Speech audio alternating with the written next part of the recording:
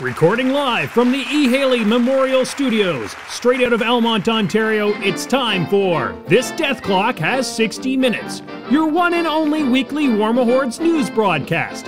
It's 8 p.m. Wednesday night, the beers are cold, the news is fresh, and the death clock starts now.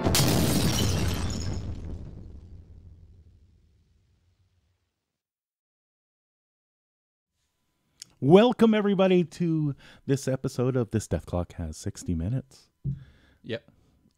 Things are a little different today. Sparse, a little bare. A little bare. Well, I'm a very large bear. Or at least that's what the nice man online told me.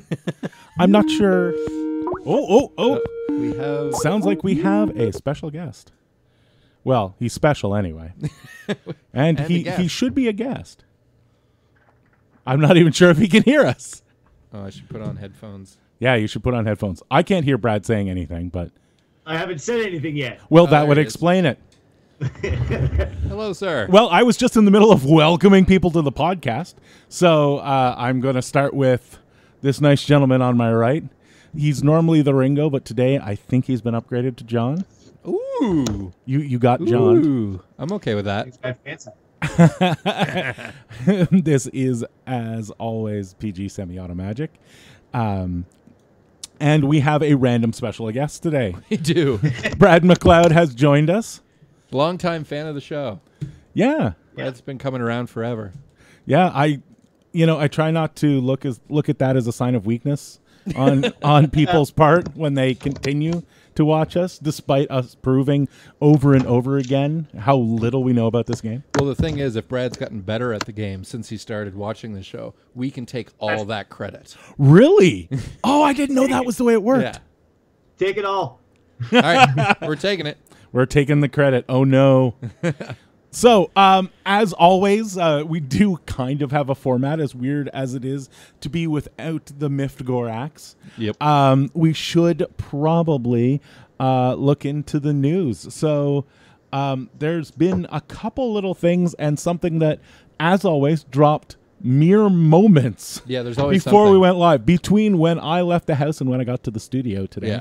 We managed to get the drop of the Minions theme force. Yeah. That's nice. Yeah, that's just hit. Brad, if you want to take a look at it, it's on our webpage. We shared, I believe it was Party Fowl's page. But first things first, we'll look at a couple of little things that have happened. The Infernal ruling on clouds. Yes. So, Jason, what are the Infernals telling us about clouds? Clouds are terrain. So you cannot, unless you have eyeless sight, it's the same basically as a forest. You can't spray through the cloud and hit the things. So was that the ruling before, or was everybody... I think everybody was just playing that you could shoot right through the cloud with sprays. Yeah. So clouds are one of the, or I should say, dense fog. Yeah. Is the new terrain type that is represented by a set of cloud templates. They're, if I recall, a selection of 3 and 4 inch templates making up a sort of a fog bank. And every turn there's a chance that they can go away. And a lot of people were playing them as if they were the same type of clouds that were generated by spells and effects. Now, the ruling's actually a little different. It's not just clouds. Right. It's any cloud that is also a hazard. Yeah.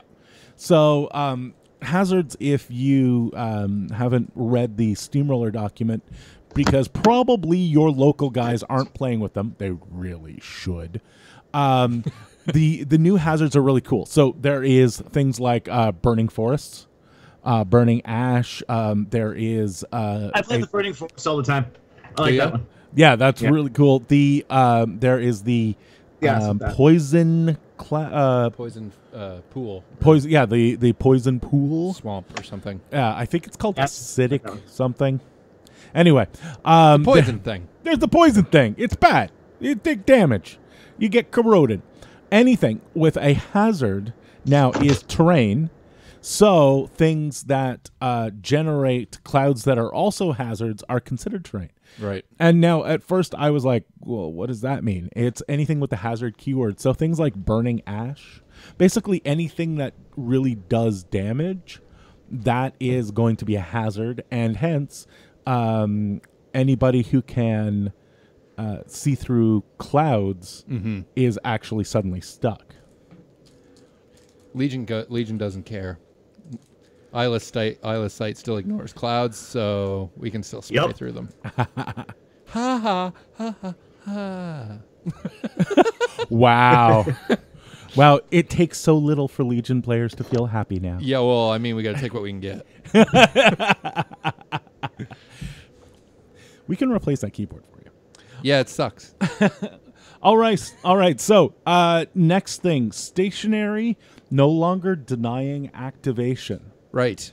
So That is fantastic. Yeah. So it used to be. Let's go over how it used to play out. So when you were stationary, basically it used to be you were removed from the game. Yeah. That was the ruling. So it led to a couple of very interesting things. One, if you were stationary and you were inside something that was going to do damage when you ended your activation, ended your movement, whatever, it just didn't work. If the model was stationary, it was basically immune to anything. Now, stationary models, it looks like, are going to have an activation. That's good. It's Yeah, good. so you can do the you can do other things like mini feeding and whatnot. So it's going to be a lot of fun. So basically, any time action, it looks like you're going to be able to do. Now, one of the really interesting side effects of that is it would seem to imply that spellcasters could cast spells when they were stationary. Oh, I'll take it that way. It's anytime abilities. Spells are considered an anytime ability. Well, there you go. Even better. So that leads me to believe that is going to be very interesting, and we're only just starting to see the ramifications of that. Yeah. So I'm actually, I think there's a bunch of things, a bunch of mini feats. You can have a unit that gets stationaried and then pops their immune feat or things like that. It really seems like it's going to be it's going to bring up a lot of interesting. Yeah, and it's one of those things. There seems to be a fair amount of stuff this week coming out in the rulings that, like a lot of the times, it's stuff that'll come up once every 6 or 7 months. But this kind of stuff seems that's something that would come up often. So it's probably best that people remember it, know it. Yeah, well, to a certain extent, the Kidoran players, obviously with Sorsha kicking around, are going to show that up a lot more. Yeah. I don't know, Kovnik Joe. Yeah, I was going to say that's a good question. Well, so the question that was asked in the chat is, what if you Iron Zeal? Do you unfreeze? Is it an anytime ability? If it is an anytime ability, I You can do believe it will allow you to do it. Yeah. So that seems great. Fez, the guy, was asking, so the spray rule, the cloud fog hazard, is still following the 3-inch rule like a forest? Yeah. Yes. Yeah. Yeah. So basically, it has that same ruling that you can see 3 inches into it. Yeah. And spray 3 inches. Yeah, and spray 3 inches into it as well.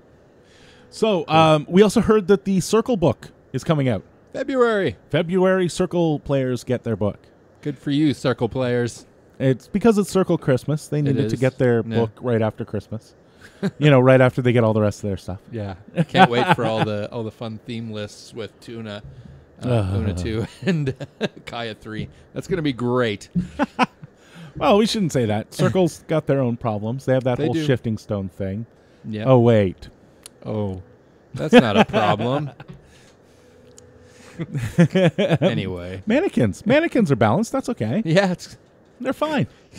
So I'm looking up the Iron Zeal thing, and the question is it says it cannot become stationary or knocked down. Would that? I don't think it would unfreeze them because they're already stationary. It's not become That's correct. stationary. You could still pop it. It just doesn't help. It doesn't help. Yeah. There we go. Thanks, Brad. That's why we bring him on. Yep. not because he was in the chat and had Skype. Yeah. Totally planned. Totally planned. So we also got some more general info on Kaya 3. Synergy? Yeah. It's the second Warcaster in Circle that has synergy. Yeah. The other being Brad too. Yeah. So that's good for them. But she was mentioned as a hit and run caster. Yes. The guess is that means refuge. I would not be completely surprised. If Veil 2 lost it, it's got to go somewhere. This is not actually a zero-sum game. It's not where we get more casters and suddenly the abilities on everybody else go down. Yeah, and just a little salt. Little salt. About that. Little salt. At least you don't play Scorn. Damn straight. Field Marshal reposition. That could be huge. Yeah. Wow. Yeah. Do you think we're going to see Circle Gunline? Oh, yeah. Just hardcore. Just hardcore shooting all the things and moving back 3 inches. So, sons of bitches. So reposition and lightning strike. Yeah. Does that stack? Yeah. Oh, I would think. They're not, Yeah, it would. Yeah. So he runs in, kills all the things, and ends up farther away than when he started. I might end up having to switch to Circle. Yeah. Well, I was thinking the same thing. That's the tree. My God, they are getting a lot of Christmas presents this year. Circle Christmas is an ongoing thing. Yeah. And the feat. The feat. Yeah, so you get a defense buff. So probably like a +3 defense or something like that. And it allows you to move through other models and not take free strikes. Yeah. Because fair and balanced. Yeah. Jesus. Well, didn't our girl Fiona? Well, she got dodge, but that's not the same as moving through models without taking free strikes, like Ghost Walk, basically. Yeah, I guess true. Holy shit. Alrighty, so after that, all that wonderfulness over the week, we managed to pick up that Theme Force. Just Connor in the chat's like, of course they get Christmas presents. They have a tree for a cast. So you need to start playing Wormwood with the little Christmas balls, and stuff on it, like they have on garland. Don't they have a pin? Oh, I think they do. They have a Wormwood Christmas tree pin. Yeah. All right. Yeah, that was new. All right, so we have a Pharaoh Theme Force. We do have a Pharaoh Theme Force. Just hit. It, like minutes ago. Yeah. So You gonna read that off? I'm going to read that off because this is late breaking news. Yeah.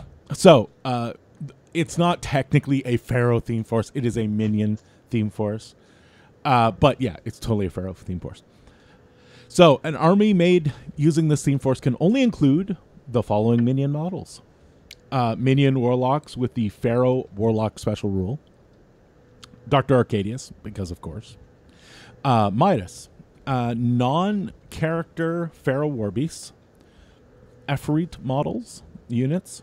Which is interesting because, as far as I know, there's only a single Efreet model, isn't there? Yeah, as far as There's I know. just the Scout. We don't have a unit yet. But unless we're getting one. Pharaoh models and units. Alton Ashley, Gundren, the Wanderer, Heartcheck, the Ogren Bounty Hunter, Rollick Moorclaw, the Ironmonger, Saxon Auric, the Swamp Gobber Chef solos, which, again, why did they have to specify solos? Yeah. Victor Pendrake, and Roshan Brine. So the special rules are for every full 20 points of Pharaoh units or battle engines in this army, you can add one weapon crew unit, command attachment, or non-character solo to the army free of cost. Free units do not count towards the total number of Pharaoh units in the army when calculating this bonus. Pharaoh Warbeast models gain Retaliatory Strike. So a model with Retaliatory Strike, if hit by an enemy melee attack during your opponent's turn, after that attack is resolved, it can immediately make one basic melee attack against the attacking model. A model with Retaliatory Strike can only make one Retaliatory Strike per turn. And Pharaoh commando units in this army gain ambush. Yeah. So commandos coming in off the side of the table. So retaliatory strike and ambush. Yeah. Yeah. And good. for every 20 points of Pharaoh, you basically just add another solo or, put a UA on something. Seems pretty good. Yeah. So, Brad, have you dabbled in the minions?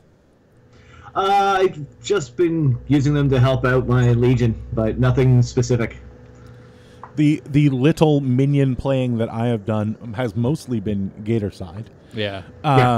Not Pharaoh side. I did about a year ago do Dr. Arcadius in a slow grow league. Okay. So I have played Arcadius up to about 35 points. Well, old 35 points, so 50 points now. And I thoroughly enjoyed him, and obviously he fits into this theme force and would be quite entertaining. Yeah. Especially with the the War Beast getting retaliatory strike. It's just mean. I really like it because it means that after you've turned up your Warhogs up to 11, spinning the pain dial and giving them all the bonuses. Yeah. That once they've been delivered, when they attack back, you're at least going to take a chunk out of whoever's coming after you. Yeah. Kovnik Joe in the chat thinks it's good that Alton is in a theme force because he'll finally see some play. Yeah, because nobody plays Alton. Yeah, Nobody plays Alton. I actually. never see Alton across the table.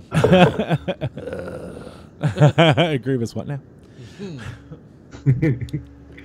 I love the fact that Grievous Wounds now affects mechanical things. I always thought that was kind of hilarious. Agreed. All right. So, I think that's all the news. But what we're going to do is, in just a second, we're going to take a look at what Colossals and Gargantuans are.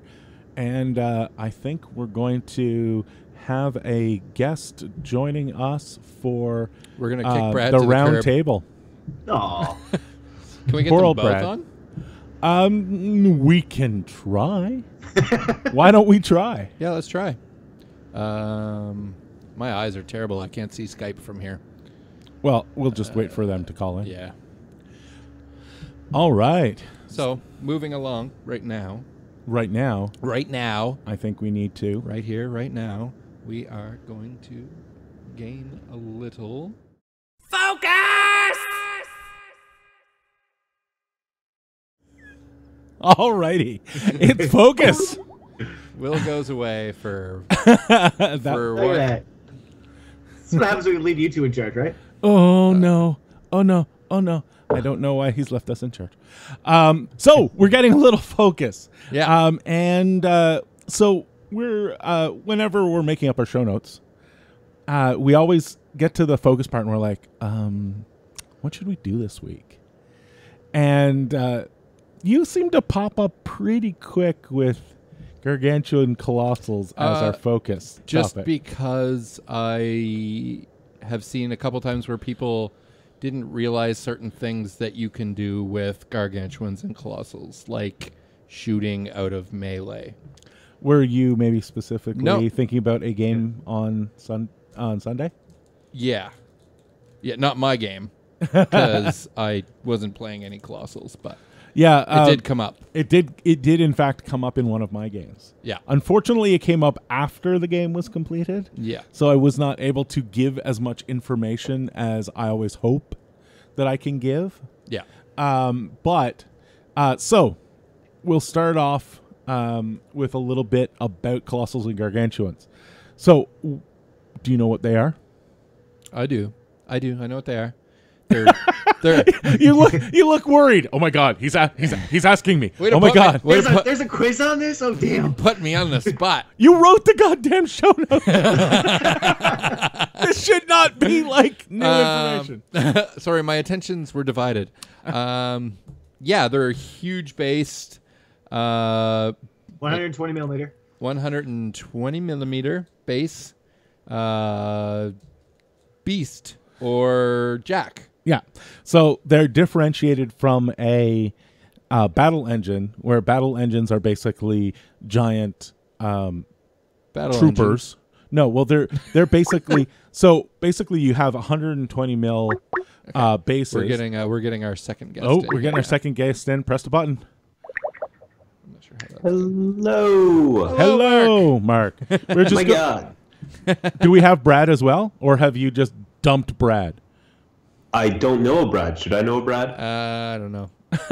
I may have dumped our other. Yeah. So because we were waiting for you to come on, we just grabbed someone out of the chat. Oh, cool. Because it seemed like they'd know as much as we did. So so I think we may have just unceremoniously kicked Brad to the curb, which is Brad, for a noble soul, thank you for your sacrifice. All of us here appreciate it, and I don't know, we'll drink coffee in your honor or something. Yeah, we will do that. So we have just we're just talking about Colossals and Gargantuans. We were just explaining their 120 mil either War Beasts or Jacks. Mm-hmm. And we were about to go over what the difference was between a Colossal or Gargantuan and a battle engine. So what? Those are some good questions. So, Mark, what would you say was the biggest difference between the two? Well, I mean, besides the inherent focus fury mechanic on Colossals, Colossals and Gargantuans that isn't inherently on battle engines, probably the most significant thing is that Colossals never get the engaged in melee bonus. So if you're firing at your opponent's storm wall, they don't get a +4 defense bonus if it's touching one of your infantry. That's not true of a battle engine. So if you run a battle engine, if you run something up to, let's say, just melee range on Xerxes, Fury of Halak, who is a battle engine himself, he will get a +4 defense bonus for all the beautiful, beautiful guns you want to shoot him to death with. So that is kind of an important thing to keep in mind. Another interesting little tidbit is the fact that you can never move a Colossal or Gargantuan outside of their normal activation. Unless it's an Archangel, yes. Unless it's an Archangel, yes. There are going to be so many asterisks, just like, you can never asterisk. Yeah, exactly. But you can, in fact, do some out-of-activation movement, in fact, placement, to battle engines, which is something a lot of people miss. That's true. It's a really good point. I don't think Darius can use his crane on battle engines anymore, unfortunately. Yeah, it's only large based. But back in the good old days, you got to place battle engines within 2 inches of where they were currently, so you could actually get like a 7-inch move with a battle engine. Which which gave Darius some serious chops with a battle engine. But we're not going to be talking about Mark II, because that is in the ancient, dusty tomes of the past, I imagine. In the before times. The time before time. But yes, so the out-of-activation move is very significant. Battle engines and Colossals can both fire out of melee. Some battle engines have dual attack, which can be very significant because it means they can trample and then shoot, in the case of the Khador battle engine. And I don't think any Colossal or Gargantuan has that rule. Yeah, and Desert Hydra's got something close. It's got multiple heads, but... Yeah, but it doesn't have be able to shoot your everything. I think the only way you could get that is Prime Axiom under Syntharian's feet. Oh, yes! That's an excellent point. Yeah, asterisk. That's, again, asterisk. All except for one. Yeah. Well, technically, the Prime Conflux also under Syntharian feet. But as far as I can tell, that's some kind of unicorn creature that nobody's ever seen on the table. So Nick and I from Combo Smite, our local podcast, when we covered Convergence, we actually both really kind of liked the Prime Conflux, not because it's particularly fantastic, but it's not bad, and it has like this laundry list of really bizarre rules that if you can get them to all kind of synergize, together are really, really powerful. The trick is, of course, that's basically the way everything in Convergence works, is that you have these massive laundry list of abilities that you have to get like a Rube Goldberg machine. But if you can get that Rube Goldberg, you are set. Yeah, Convergence, as you said, is that's kind of their shtick, is that they just they just, if you can get it to work, it's amazing. Yeah. Yeah. 2% of the time, it works 100% of the time. Yeah. So the conflicts, and on top of that, it's a beautiful model. Let's be honest. Yeah. I'm not a huge fan of a lot of Convergence models. I find they have a particular art. What do they call it? Art Deco style. Yeah. I'm not a huge fan of, but a couple of them, like the TEP and the conflicts, I think look really cool. Yeah, they are really amazing models, and some of the most effective models in the faction. Also true. So often people buy these gigantic models before really they have a really good handle on what a faction does. Leave me alone. Just because it was your third model? Yeah, no, the right after the battle box, I bought an Archangel. So second purchase. Danger zone. Yeah. But the Gargantuans, Colossals, when you try and put them on the table, they are a lot of points. Yeah. Yeah, they really are. So is there any particular benefit, and I'll just throw that out to anybody, whether there's any really particular benefit to concentrating all of those points in one place? Okay, well, because I love talking, and that was a half-second pause for anyone else to jump in. The biggest benefit is, okay, so I should put in a bit of a corollary here. I am a Signar and Menoth player, and so my perspective is always biased towards Electric Swans and Burning Heretics. It's the way I think. And so the biggest advantage to the Stormwall, the Judicator, and the Revelator is that if you have, let's say, Strange Ways, you can put magic weapons on all of your Warjacks by just putting it on your Stormwall. And so that means your Stormwall's got all of its magic guns simultaneously. So anything where you can buff a single model, having a Colossal on the table or a Gargantuan on the table is a very, very powerful thing. The same thing holds for a lot of Warcasters that have really good buff spells that they can only put on one thing. So Hand of Fate or... oh God, Defender's Ward, I suppose, but there are better things to put on. Snipe, there we go. Snipe is a great choice. Snipe, Arcane Shield. Yeah, stuff like that, where you don't want to be hot swapping it, or you don't have like entire control area upkeeps. In those contexts, with those Warcasters, it can be extremely powerful to have all of that ability to focus on a single model if you can keep it safe. And that's a big if, because those Colossals, not only are they a ton of points, all of them are incredibly fragile. Like, it just one heavy with a couple good dice, and you've now got, 40 points of dead weight in your army. Yeah. So I think it's one of the reasons that we see things like when you need to really skew one direction. I think that's where you really see a Colossal shine. A classic one is the Striker 1 list, because you can arcane, you can have a what is it, armor 29 Stormwall or something ridiculous. Let me do the quick math. 22 plus 5, 27 plus 3, 30, I think. Oh, that yeah, something like that. It's respectable. Yeah, it's either 27 or 30. Yeah. Yeah, basically what you can do is you can put this gigantic model in the middle of the table and just yell, "Come at me, bro!" And yes, and it really means that they have to play around that. And a lot of these Colossals and Gargantuans, the whole point of these things is getting them out in the middle of everything. Yeah. And getting them to do their work, because one of the biggest problems with a Colossal or Gargantuan is sort of getting your points back. A lot of the time when, for anybody who's kind of new to this, one of the things that we in the War Machine community, especially podcasters and stuff, tend to do is we tend to use this old chess metaphor of making your points.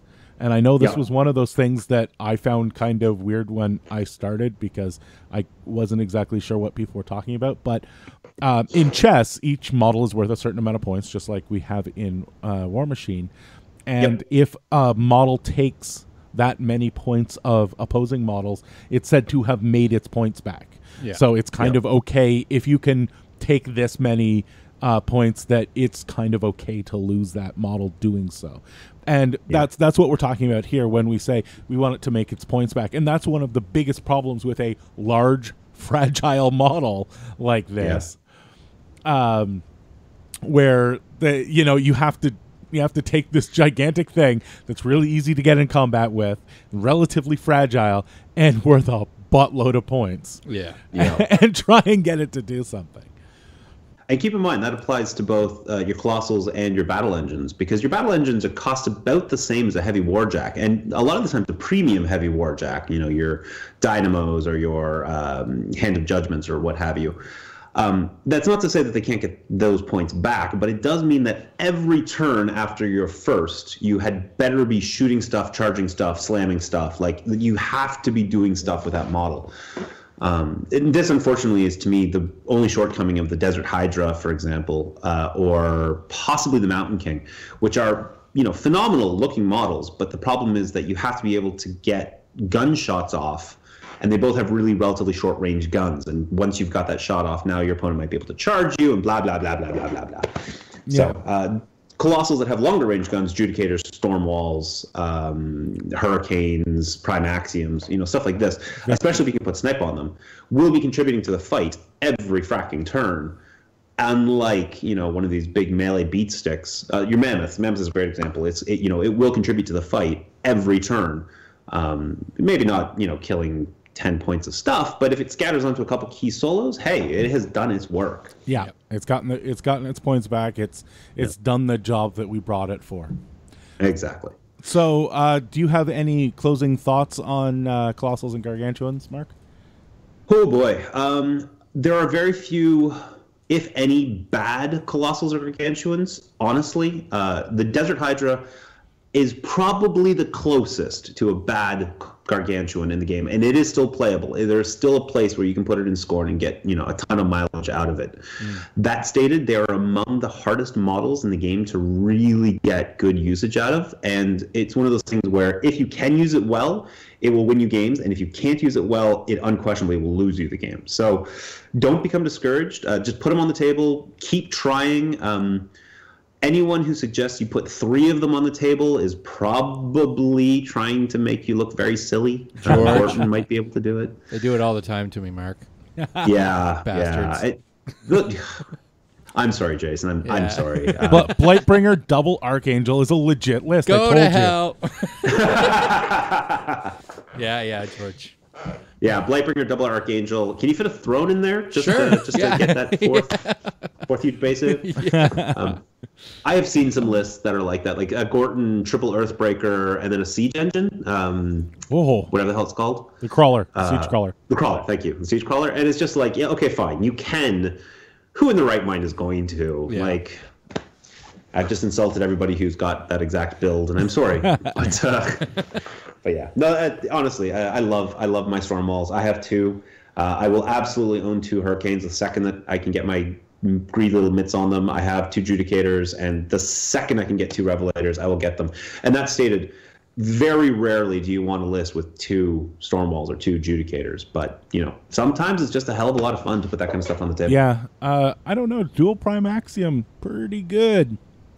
There's a lot of drag angles that you all can the suddenly time. get. Oh yeah. You heard us with that all the time. Yeah. I have a list I like to call the double. Yeah, throw a TEP Two or Prime two in there. Axioms, 2 TEPs. Yeah, it's kind of just scary. impolite. Yeah. He's a real bastard. Yeah, they won't let me play Convergence around here anymore because it's the only place in the world where people are scared of Convergence. That's awesome. George, you are welcome down to Kitchener or London anytime, and You guys can spill have the 'em. news. You guys can have him, Mark. You take him. All right, I think we're going to have to leave these poor Colossals and Gargantuans alone and move on into the round table. Round table time. Round table time. So last week we talked about some Warlocks. We did the new Warlocks. Yep. Yeah, we were timely. We managed to get that information out there to the people as, everybody is just starting to receive their models so that, when their models come in, you'll be ready you'll have that information so that you can deal with those coming down the pipe. Yep. So what happened, George? So there was these journeymen. We may have. You're only what, six months behind the curve. We may have missed that one. Minor technicality. So in our defense, Ottawa is in a different time zone. It is 6 months behind the U.S. True. Not many people know that. Yeah, we're really interested in how this U.S. election is going to come out. It looks really interesting. They've got this celebrity game show host I'm going to start guy. spitting venom, sir. We should probably change. Let's move along. So there are some new Warcasters.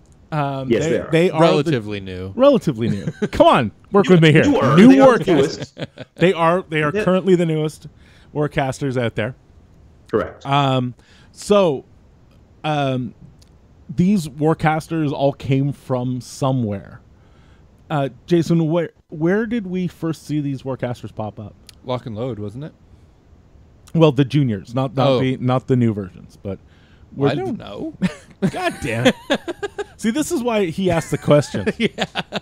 So, Mark, do you remember where we saw these juniors first?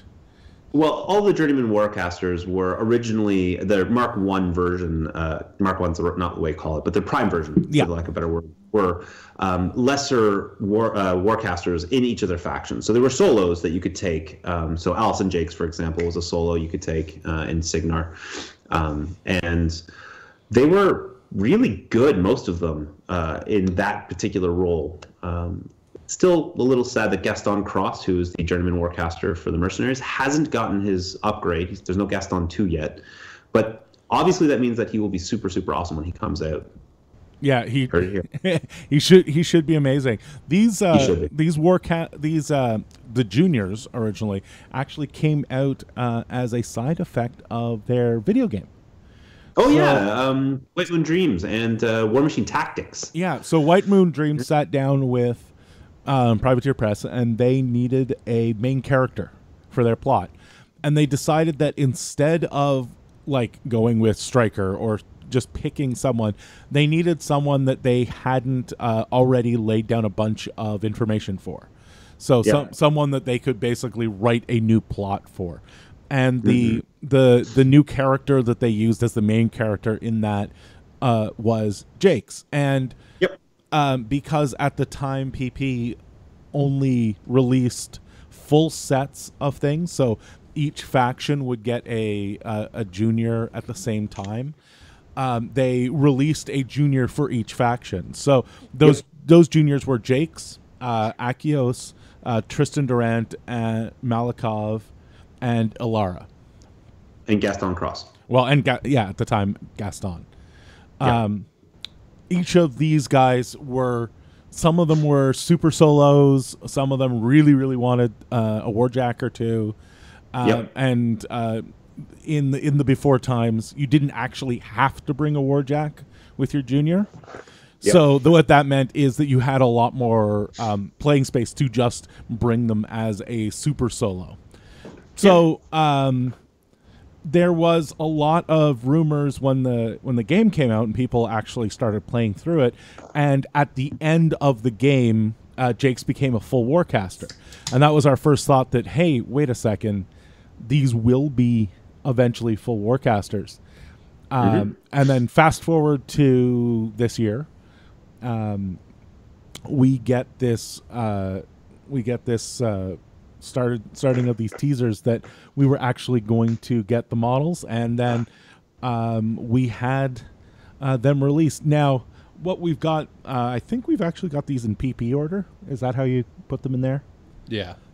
So we're going to go through the new casters in PP order, and hopefully we can go over them a little bit and maybe give you not only our thoughts, but maybe a little bit of how they play for any of them that we've actually put on the table or had thrown against us. So, Mark, I know you're waiting for Jakes. So I love Jakes. So tell us about Jakes. Spoilers. Okay, so before I run through this, how much detail do you want me to go into on Jakes? Let's say medium. Okay. So Captain Alison Jakes, this is Jakes 2. She's a Focus 6 Warcaster, which is, for Signar, about our median. Most of our Warcasters are Focus 6. We have a couple Focus 7s. They tend to be pretty fragile. And, of course, Haley's is the Focus 8s. So she's okay with her Focus 6. Keep in mind that she can only take a Squire. She's got 2 hand cannons, which is enormously significant because it means she can be contributing to the fight the entire game.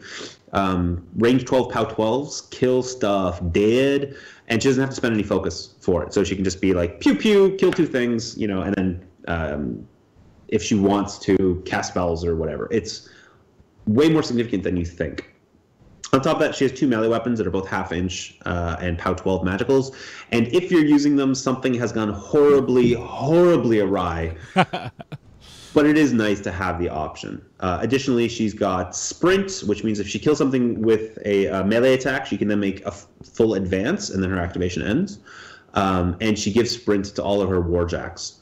As Field Marshals go, it is not a bad one. It's not fantastic, but it can be really good on something like, a Hammersmith in the right circumstances, or even a Stormclad. Just the ability to charge in, smash something, and then walk away, or sometimes walk in deeper to tie up additional models or whatever. Can be very, very powerful. Okay, on top of that, one of her blades has feedback, the other one has Electro Leap, and I still stand by the statement that if you are killing stuff with her in melee, occasionally you'll have someone heavily flank a Mage Hunter Assassin to kill your Squire and Arlen, and then she can charge in and hopefully kill it and hopefully sprint away, but whatever. Feedback can kill Warcasters on very good days. Yes. All right, her spell list includes Bullet Dodger, which is +2 defense and dodge, Escort, which is +2 inch movement for her entire battle group, and she gets +2 armor instead of the +2 inch movement, as long as she's got a Warjack within 3 inches of her. It's a phenomenal, phenomenal spell, and on Signar Warjacks, it is downright impolite. She has a crappy nuke called Lightning Storm, never cast it, and then she has Positive Charge, which is another money spell. You put Positive Charge on a Warjack, it gets +2 to hit and +2 to damage rolls, and every friendly model within 3 inches of it also gets +2 to hit and +2 to damage rolls for melee attacks. My God. Yeah. That is nasty. Yeah. It is ungodly. Wow. Keep in mind that this is functionally, it's not even Warjacks. It's everything within 3 inches of this thing. So if you want your Stormlances to be charging in at POW 17, sure, why not? There's just so many good things that you can do with it. And it's generally the biggest argument for taking a Lancer with Jakes is this spell, because it means you can arc it to wherever you need it to go and then just go up and splatter things. And Lancers are fantastic little light Warjacks anyways. Lancer, not Thorn? There's an argument to be made for both. Thorn is unquestionably the best arc node in the game, but he's also 13 points, so he's the most expensive light Warjack in the game, I think. He costs a crap ton. So a Lancer will do the job and is way more disposable than Thorn, where, Thorn has that extra power. He has, more speed, more reach, more threat. So, if you've got 3 points for him, yeah, sure, absolutely take Thorn. If you don't, take a Lancer anyways. You can't go wrong with either of them. So. Mm-hmm. Okay, lastly, her feat. It sounds complicated, but basically she gives all her friendly faction models immunity to electricity and parry, and all of their melee weapons become range 2 and gain Electro Leap. Keep in mind that Electro Leap ignores electrical immune models, so every time you smack an enemy model, you're going to have this POW 10 auto-hitting Electro Leap to the closest enemy model within 4 inches of whatever you just smacked. You know how much people hate Choir? Hey, this is a great way to clear out Choir. Yeah. But there's tons of things. Paingiver Beast Handlers, they vaporize. Even the... that's my garage door opener. Anyways, sorry about that. And done. And it's going to close again in just a minute, so there we go. It'll kill Choir. It will kill. It won't kill Shifting Stones. That's important. But it will kill things like Succubus or Shepherds. Oh God, it kills Shepherds dead. On a good roll, it'll kill Forsaken. So whatever support models your opponent has got, Electro Leap will help you clear them out. And if they leave their Warcaster really close to, let's say, a Mountain King or whatever, you just move up, you start smacking the Mountain King, those Electro Leaps are going straight into the Warcaster. Yeah. That's yeah, nasty. it's good. Yeah. It's good. So a little bit of thoughts with her. The melee ruling on mounts. Yes, so now the mounts all get 2-inch melee range as well. So would a Firefly be a good positive charge target instead of the Lancer? Okay, so the way I play Signar lists is I'm taking a Journeywoman Warcaster with a Firefly attached to it anyways. So you're always going to have a Firefly, almost always have a Firefly in a list, and especially in a Jake's list, because you're going to have all those Electroleaps. POW 10 Electroleaps are good. POW 12 Electroleaps are way, way better than POW 10 Electroleaps. And so being able to run your Firefly to wherever you need it to be, it's great. There is certainly an argument to be made to not bother taking the Journeywoman and to just put the Firefly on Jake's because it gets escort. So, you know, that +2 movement makes it really, really fast. You can get to all sorts of places. There's no wrong answer. If you want to take a Lancer, take a Lancer. The one downside, again, is that positive charge is only a range 6 spell. So you have to be really close to whatever you want to put it on in order to get it out. And if your Firefly is within 6 inches of you, so you can walk up 6, cast 6, and then your Firefly can move up from there. So it's not as small as it sounds, but if you have a Lancer, it doesn't matter. You're within control range, you can cast it. So that's the advantage there.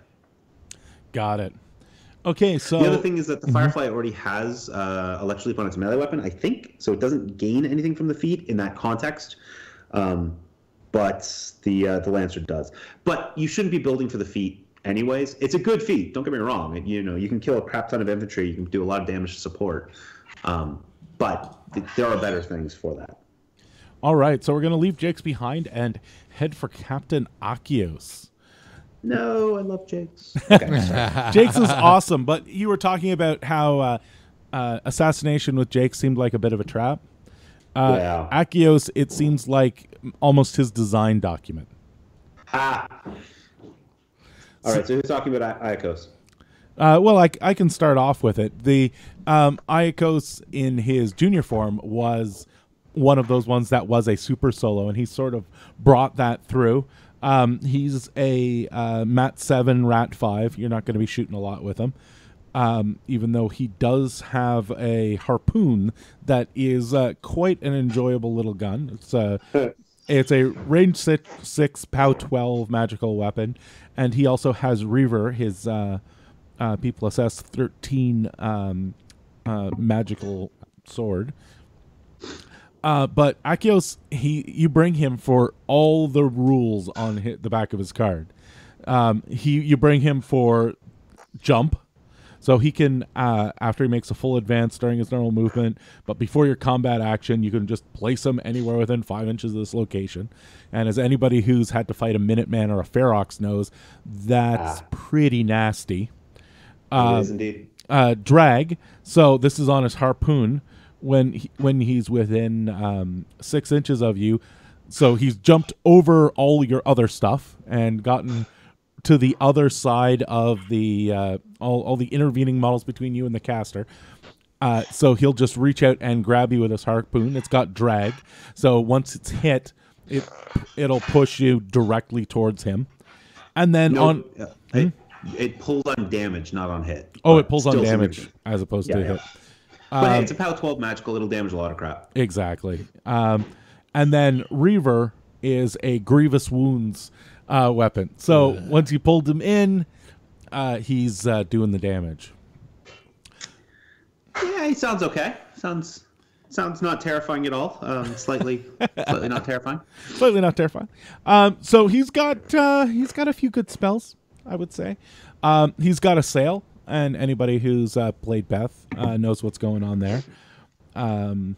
Friendly faction Warjack can charge or make slam or trample power attacks without spending focus, and gets +2 movement when it charges or makes slam, trample power attacks.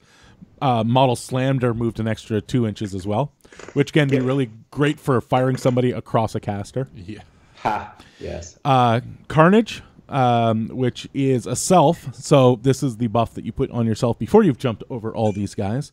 It's +2 to melee attack rolls against enemy models in the spellcaster's control range. And that's for all your friendly faction models. Scything Touch, your model gains Dark Shroud because you didn't bring any Banes for some reason. Well, just in case. Yeah, no. Or all your Banes died, and you need to get that out there. Stranglehold, model damaged by Stranglehold forfeits either its normal movement or its combat action during its next activation, as its controller chooses. Because probably one of the two best nukes in the game. Yeah, because, Haley's feat as a nuke sounds like a good idea. Yeah, for 2 focus, what the hell? I mean, come on. 2 focus and range 10. And doesn't Crix have like 4 different kinds of spell slave where they can just, turf this out via various methods? Yes, they do, and they have, I think, the fastest, cheapest arc nodes in the game. Yeah. So, yeah, that might be happening a bit. And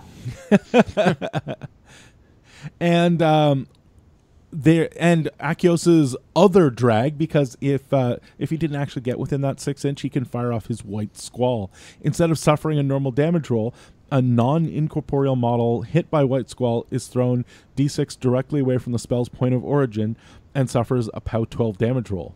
The model thrown does not deviate. Collateral damage from the throw is POW 12. Sounds okay. Yeah. It's a bit expensive, but if you need that extra range, just run an arc node behind whatever you need to push up, and then Bob your uncle. Fire them over. And as we spoke about earlier, cheap arc nodes make it awesome. Yes. And Akios's feat is boarding action. Models in Akios's battle group are currently in his control area, gain +3 speed and assault. Boarding action lasts for 1 turn. So, as you can tell, if you put all of those things together, you have a caster who really wants to sort of do the work himself at the end. Yeah. Not that he isn't already giving everybody else, but like a lot of Crixian stuff, it's he is really all about that alpha strike, the reach out and grab you. Yeah. He wants to go. He wants to turn 2 right into you. Doesn't matter how far back you stood. Yeah. So that's Akios. Let's move on to Mr. Durant. So, Mark, can you tell us something about Tristan? He's really good. Take him. Okay, let's move on. Okay, so Tristan Durant, Tristan 2, as he's affectionately known. Mm-hmm. Let me just find his button. There you are, Sovereign. So he is slow as not. He's only speed 5. He has no range weapon. He has a melee weapon called Veritas, which is a range 2, POW 12 magical. And he's got focus 7, which is great. But the reason you're taking him is the Field Marshal True Sight, and he himself has True Sight. So all of his Warjacks can ignore cloud effects and ignore stealth. So you know how some people struggle against High Reclaimer or will struggle against Crix because they can put up like these cloud walls or, God, everybody, Trenchers. Trenchers with any of the Haleys putting up these wonderful rolling clouds of smoke that you can't shoot anything through. Oh, look! Tristan can shoot through them. It's so nice. It's so nice. It's so nice. Veritas also has crit dispel, but I mean, it's a dead rule on a weapon that you should never be using. Yeah. Okay. His spell list. He has Chasten, which is an offensive upkeep removal. It's range 8, POW 12, and enemy upkeep spells on target model unit damaged by the attack expire.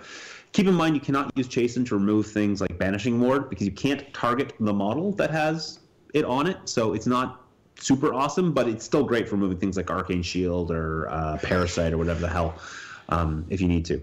So it's good. Cleansing Fire, it's awful, never cast it. Hand of the Creator, which is a control range spell. Remove D3 points of damage from every friendly faction model in his control range. Hey, you know those cleansers? Not cleansers, sorry, incinerators. You know those incinerators? Yeah. If only there was some way to give them an armor buff, so they'd be even harder to take off the table. Oh, look, inviolable resolve. +2 armor can't be moved by push or slams. Yeah. Don't you wish you had kept those incinerators from the 2-player battle box? Don't you wish you did?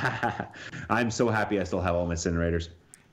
And then lastly, he's got Manifest Destiny, because obviously everything else wasn't enough. While in the spellcaster's control range, its battle gain an additional die on melee attack and damage rolls, discard the lowest. So it assigns importance for your entire battle group for its melee attacks. Super, super powerful.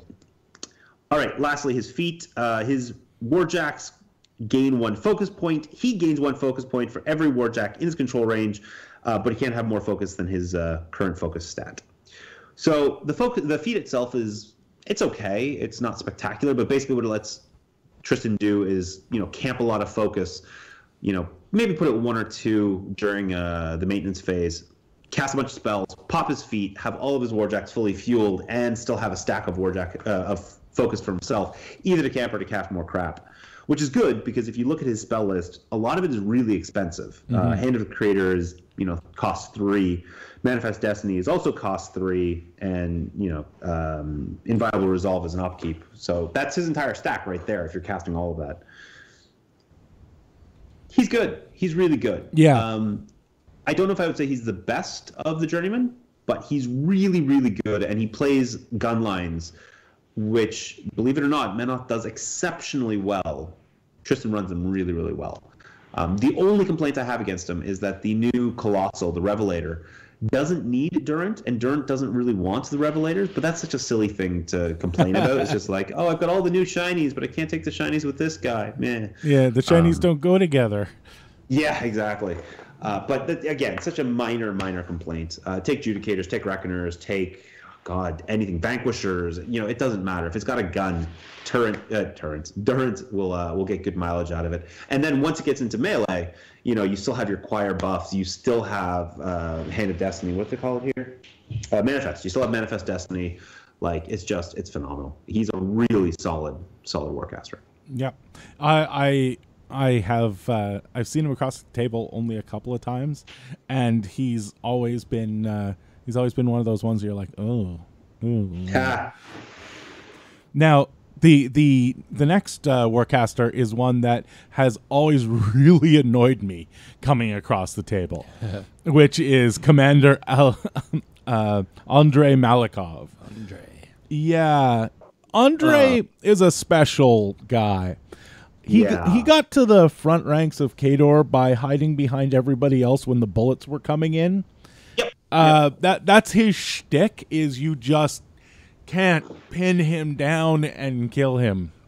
Yeah. I find him incredibly annoying to try and kill, which is why I usually end up having to just murder all of his friends. But so Malikov is Def 15, Arm 14 caster. He's Focus 6, Mat 7, Rat 6. He has the prerequisite. We've issued everybody a hand cannon, so range 12, POW 12 gun, and he has his special weapon Evangeline. It's a 0.5 inch POW 12 magical weapon. Again, he's one of these casters that if you're getting close enough to use that weapon, something's gone wrong. Yep. One of the neat things that he has that the other casters we've talked about so far don't is he has battle plans. So basically, I don't want to say they're like a mini feat, but this model can use one of the following plans at any time during its activation. Friendly faction model units can be affected by only one plan each turn. So basically, he can put one of these things into effect, and they'll work on his guy. So like Fighting Dirty, it's range 5, target friendly faction warrior model. If the model is in range, a model hit by its next basic melee attack becomes knocked down. So basically, just before you send that unit in to smash a bunch of stuff, you can pick one guy and say, you go over there and take out that guy's hamstring. Next.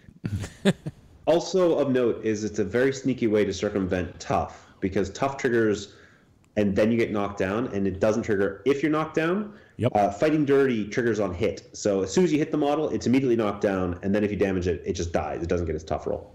Great for clearing a lane or dealing with a troll that you know is going to be a pain in the butt. Hashtags fact.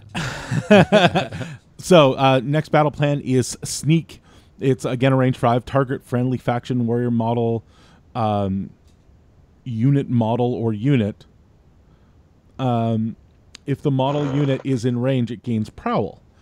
Models not affected while out of formation, like most buffs. Sneak lasts for 1 round. While a model with Prowl has concealment, it gains stealth. Yeah. So it's okay. Yeah, it's okay. It's okay. It's no fighting dirty, but it's okay. It's okay. And then Throat Cutter, range 5, target friendly faction warrior model unit. If the model unit is in range, it gains backstab. Throat Cutter lasts for 1 turn. So backstab, while completely within the back arc of an enemy model, the model with backstab gains an additional die on its attack and damage rolls against this model. So this used to be a completely, not a completely, but a 95% dead ability because you almost could never get something within 5 inches of Malakov to get backstab, which would then get into the back arc of an enemy model. It happened occasionally, but you couldn't do it. However, with the new rulings on acrobatics and incorporeal, you can now charge over a model and then turn around once you're in the back arc, which means that your Kayazi Eliminators, which have all got acrobatics, can now get a ton of work out of backstab. The assassins still have that mini feat that gives them parry? No. Their new mini feat is backstab, right? Yeah, their new mini feat's backstab. Yeah, so let's go to the assassins, but still, you're going to find situations where if you can get a charge lane into someone's back arc, backstab is phenomenal. It's straight up incredible. So, and then what I would say is the most annoying rule when you're playing against him, Sucker. If this model is directly hit by an enemy ranged attack, choose a friendly non-incorporeal warrior model within 3 inches of this to be directly hit instead. That model is automatically hit and suffers all damage and effects. So you just try and kill him, and he grabs a random Winter Guard and throws him in front of himself. Yeah, he is hard to shoot off the table, especially because you have all these, armor 20 and armor 23 warjacks that he can. It can only sucker off onto warrior models. Yeah. So he can't sucker off into a warjack, but he can hide behind the warjack, and if you happen to get line of sight around the warjack, or if you shadow fire the warjack, he's like, I don't care. That guy over there got shot instead. Yep, and I can't wait for the Man of War theme list that will give him 1,000 things that's like, oh, so he's hit and nobody cares. Yep. Spell-wise, Escort, because all of his jacks need to be faster. Kador kind of needs faster warjacks from a general point of view. Kador makes them faster. Oh my god! If anyone's playing with slow warjacks in Kador, just shut up. Oh my god! Razor Wind, a nuke that has always had Sorsha given her a good time. Tax Supremacy, target friendly faction model unit gains reposition 3. Reposition, one of my favorite one of my favorite rules that is all over the place in Mark III. Yeah, it's really solid. Yeah, and it's also nice that Tax Supremacy can now be hot swapped, because if it's on unit A, they activate, then they get the reposition 3, and then Malakov can cast it on a second unit, which can then activate, do their stuff, and then get a 3-inch reposition afterwards. That's different because Tax Supremacy used to be at the end of the turn. Correct. Once everything was done. So it now just gives reposition. Yep. And Veil of Mist, 4-inch AoE cloud effect, anywhere complete within the spellcaster's control range. The AoE does not block line of sight friendly models. When the AoE, while in the AoE, friendly models gain Pathfinder and can move through obstructions on other models if they have enough movement to move completely through them. Yeah. So you can just, you were behind that forest, or your caster was behind that building. Not so much anymore. It can be game changing. It's something you really have to watch when you're playing against them, because bits of terrain that for almost everybody else are completely immutable suddenly no longer are. Yeah, I've lost a couple games to Veil of Mist.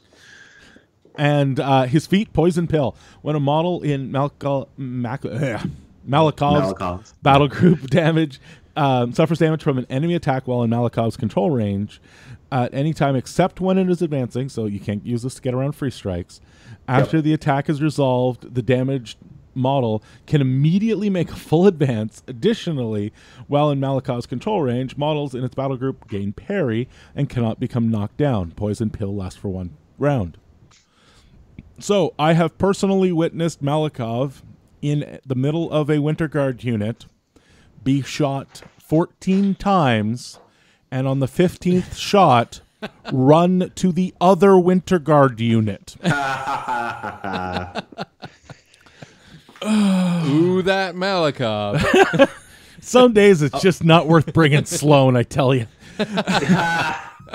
Okay, that is not at all. I an almost accurate felt statement. sorry for you there until you said Sloan. Until you said Sloan. Now you can It go is fuck yourself. always a good day to play Sloan, sir. I will have you know.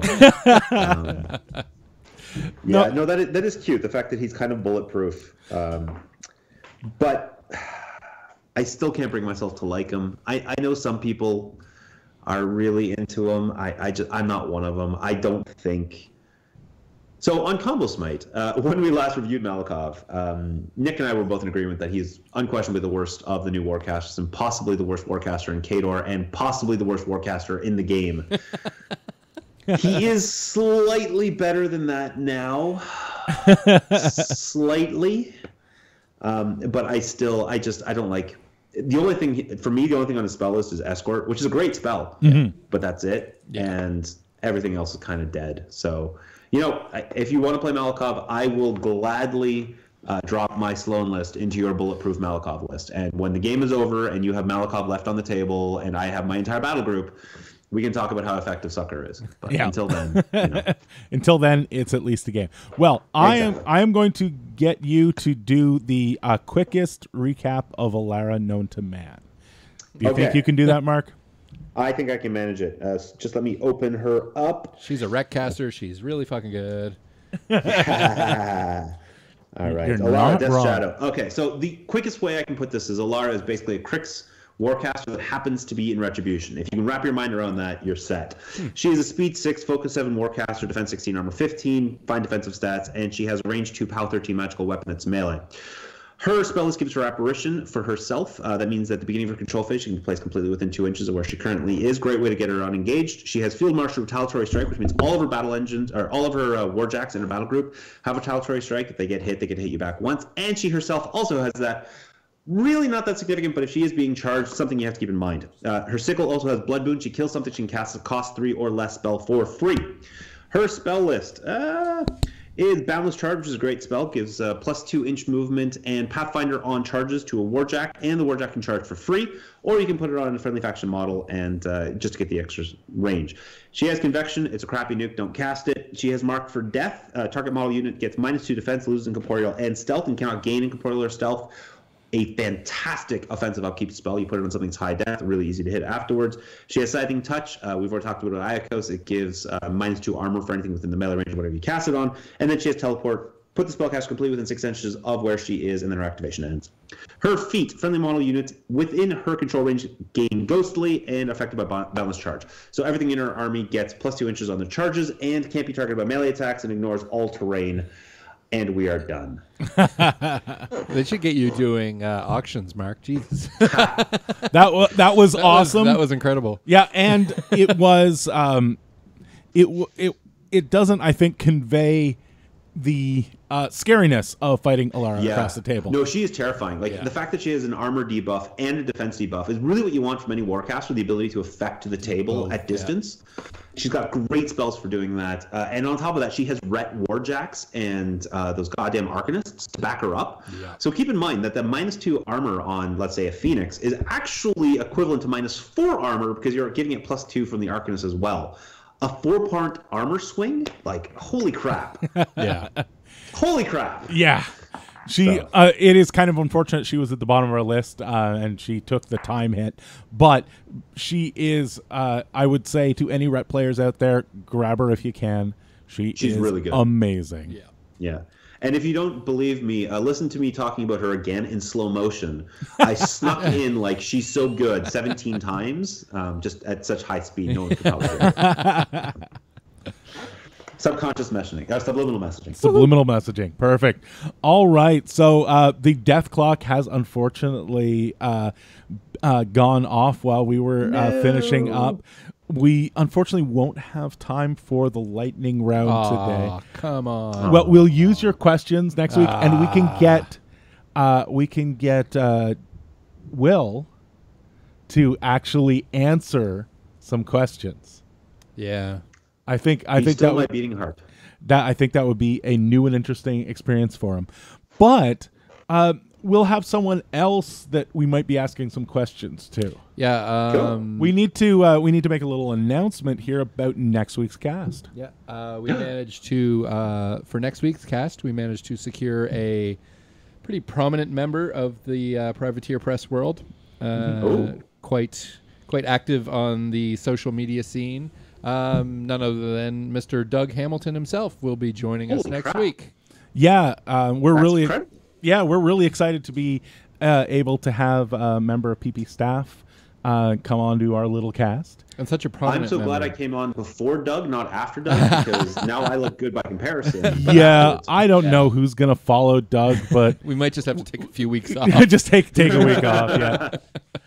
Yeah. So next week, Doug Hamilton's going to be joining us, and so anybody who doesn't normally join us on the Twitch feed, I would highly suggest joining us on Twitch. We will be streaming as always. We always do. We always pimp our local events. But first, we're going to get Mark to pimp all the things that he does. So real quick, Nick and myself, Nick I believe was on last week. Yes, he we was. have a Battle Report podcast, which for the last 12 weeks, more or less, has been doing full faction reviews, between 4 hours and 6 hours per faction, discussing everything about every model in Signar, every model in Manoth, every model, blah, blah, blah, blah, blah. This week, we're recording our last, which is Minions, and then that'll be going live next Monday, and then after that, we'll go back to doing battle reports. So if you have a chance to give us a listen, it's Combo Smite. You can find us either at Combo Smite Mark, at Combo Smite Nick on the Twitters. You can email us, combosmite@gmail.com, or you can go to our website, which I believe is just combosmite.com, and that's us.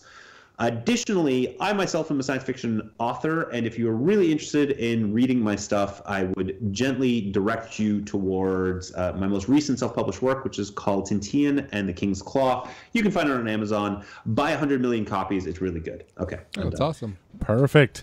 So, do you have any events coming up locally that you want to talk about?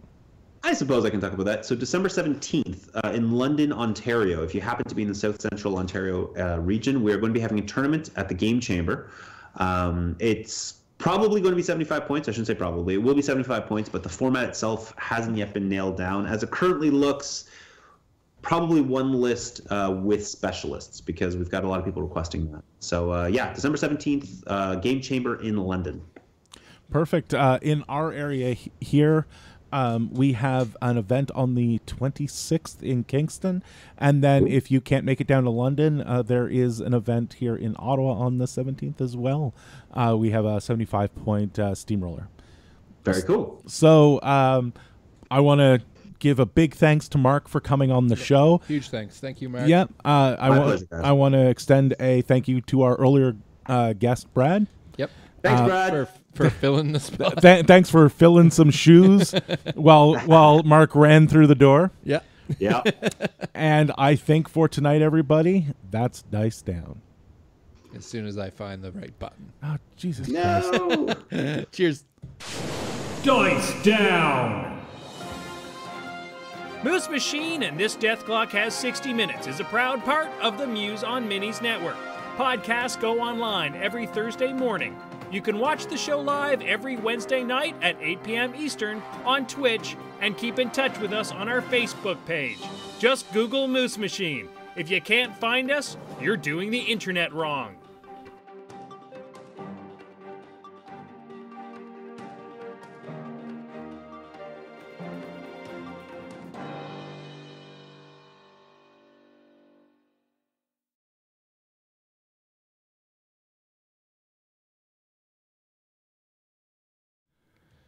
Yay, well done. Take these headphones off. Yeah, My ears. I guess we don't need to. Aw, Muffin. Well, I have huge ears. They don't exactly fit inside the headphone thing. You've got huge ears. But Aw. I have special powers with those ears. I can hear people talking about me all the way over where Brad is. Because I've got a tongue that's 12 inches long, and I've learned to breathe through me ears. Jesus Christ. getting late. It is getting late, and we want to give everybody just a tip. Yep, just a tip. Make sure you come by next week for Doug. Yeah, as many people as possible. Tell your friends, tell your enemies. Yep. We don't care. Yep. Tell them all. Yep. Get them out here because we want to show PP that we're worth coming on to, because then we could probably get some more people later on. Yep. And the better we are, the more free stuff you guys get. Wait, they're getting free stuff? Shh. Oh, we totally forgot the sponsor. We didn't forget the sponsor. We got that It's shit there. up right down at the bottom. There, you just right down look. there. Yeah. See it? Wizard's Tower. It's awesome. I'm cutting that out and putting it right at the beginning. Yeah. Wizard's Tower. It's awesome. Editing. Yay, editing. Wizard's Tower is not watching us live. I'm not even sure that there's anybody who works there other than Dave now who even knows we exist. Not Joe. Well, no, he knows we exist, but I'm not sure he's ever watched us or listened to us. Well, he did know my name. He's like, you're that guy from Moose Machine that nobody knows who he is. No, he just said Jason. Oh, okay. Well, see, he could have heard that anywhere. Yeah, probably. He didn't hear it from Bubba. Somebody was like, yeah, he didn't hear it from Bubba. Fuck you, Bubba. I mean, I love you, Bubba. It's okay. Bubba and I are just keeping our relationship on the down low. Oh, that's what it is. Yeah. Deep He on the pretends DL. he pretends like he doesn't know me, but when we're talking in private, that's all I'm going to say. It's nothing but chocolate milk. It's all the smooth chocolate. talk. Smooth chocolate milk. That All right, I'm going to go smooth before I chocolate say milk. something and Bubba punches me in the face next time I see him. I will pay for that. Yeah, fuck you. All right, guys. We're shutting it down. Bye-bye. We'll see you next week.